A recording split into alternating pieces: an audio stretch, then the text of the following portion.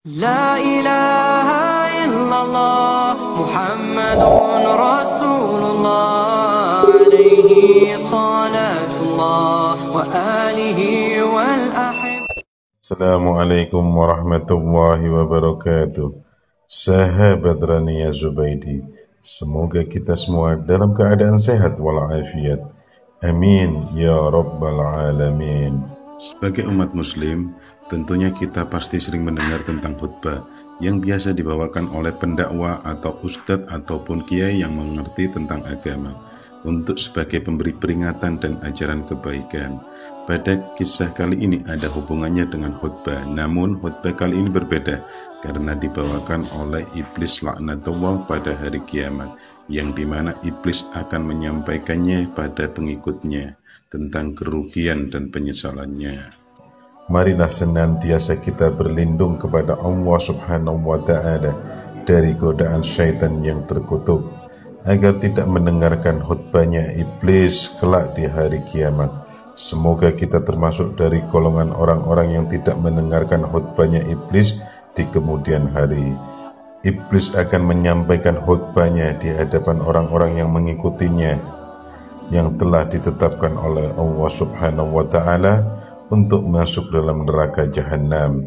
Ketika mereka dikiring menuju neraka jahanam, Allah Subhanahu wa Ta'ala berfirman, orang-orang kafir dibawa ke neraka jahanam berombong-rombongan, sehingga apabila mereka sampai ke neraka itu dibukakanlah pintu-pintunya, dan berkatalah kepada mereka para penjaga-penjaganya, apakah belum pernah datang kepadamu rasul-rasul di antaramu yang membacakan kepadamu ayat-ayat Tuhanmu dan memperingatkanmu akan pertemuan dengan hari ini? Mereka menjawab, benar, telah datang, tetapi telah pasti berlalu ketetapan azab terhadap orang-orang kafir. Surat Az-Zumar ayat 71. Ketika neraka jahanam sudah melihat orang-orang yang akan dimasukkan ke dalamnya dari kejauhan, neraka itu semakin bergejolak dan membara, tidak sabar menanti kedatangan mereka. Allah Subhanahu wa Ta'ala berfirman, apabila neraka itu melihat mereka dari tempat yang jauh, mereka mendengar kegeramannya dan suara nyalanya. Surat Al-Furqan ayat 12. Pada hari kiamat, iblis akan menyampaikan khutbahnya di hadapan penghuni neraka, sebuah khutbah yang sangat menyentuh hati dan membuat mereka semakin bersedih dan sangat menyesal karena mereka telah mengikuti perintah iblis yang ternyata menyesatkan. Al-Hasan Basri rahimahullah berkata, tatkala hari kiamat, iblis berdiri di atas sebuah mimbar kemudian berkhutbah seraya berkata, sesungguhnya Allah telah menjanjikan kepadamu janji yang benar, dan aku telah menjanjikan kepadamu, tetapi aku menyalahinya. Tafsir At-Tabari. Dari Ibnu Katsir rahimahullah, Allah mengabarkan tentang khutbah yang disampaikan oleh iblis kepada para pengikutnya, yaitu setelah Allah memutuskan atau menghisab para hambanya, kemudian Allah memasukkan kaum mukmin ke dalam surga, dan Allah menempatkan orang-orang kafir ke dalam neraka jahanam.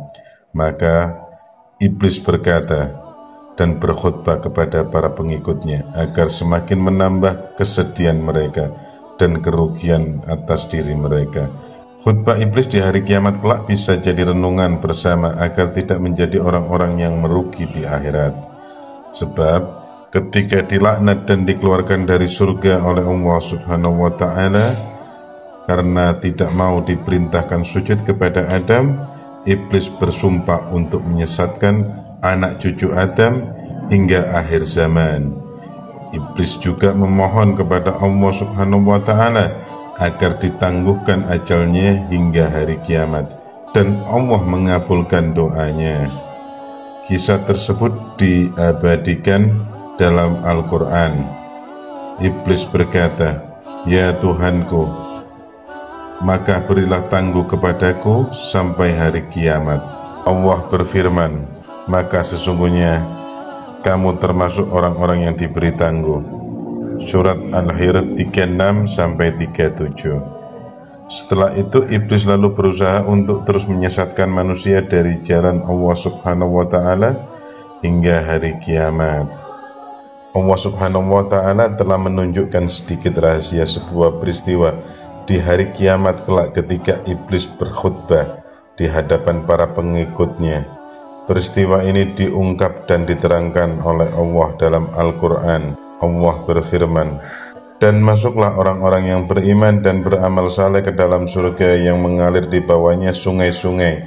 Mereka kekal di dalamnya dengan seizin Allah." Ucapan penghormatan mereka di dalam surga ialah salam. Surat Ibrahim ayat 23. Iblis kemudian berkhutbah kepada para pengikutnya tatkala mereka akan dimasukkan ke dalam neraka jahanam dan telah melihat api yang menyala-nyala yang siap membakar mereka, sebagaimana firman Allah Subhanahu wa Ta'ala.